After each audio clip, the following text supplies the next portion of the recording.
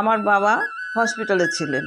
তা আমি আর কি আমার বাবাকে আনতে যাব বলে আমি একেবারে স্থির প্রতিজ্ঞ যাচ্ছি, বাসে করে যাচ্ছি। যেতে যেতে এখন শুধু আমি যেহেতু মানে আমি এটা মনের প্রতিজ্ঞা নিয়েছি যে আমি বাবাকে নিয়ে আসবো, বাবা ছুটি হয়ে গেছে, বাবাকে নিয়ে আসবো, একাই নিয়ে আসবো। সেই কারণেই আমার ওই আর কি মনের মধ্যে ওই একটা ছিল। সারাক্ষণ আমি যতটা রাস্তা আমি গেছি, বাস বলেন রাস্তাঘাট যেখানে গেছি না কেন, প্রতিটা মুহূর্তেই আমার শুধু ঠাকুরকে আমি প্রার্থনা করে গেছি বা ঠাকুরকে মনে ডেকে গেছি। আর তখন যেন আমার একটা ভেতর থেকে কি একটা ঠাকুরের মূর্তিটা এত হাসি খুশি, এত উজ্জ্বল মনে হচ্ছিল, খুব ভালো লাগছিল। তাই আমি ভাবলাম যে তাহলে বাবাকে বোধহয় নিয়ে আসতে পারবো। কিন্তু এইটা যে এই মোড় যে অন্যদিকে যাবে সেটা কিন্তু আমি বুঝতে পারিনি। আমি তো বাসে করে দিব্যি যাচ্ছি যাচ্ছি যাচ্ছি, হঠাৎ এই বাসটা আমার অ্যাক্সিডেন্ট হয়। অ্যাক্সিডেন্ট হয়ে কিন্তু সেখানে স্পট ডেড 3 জন।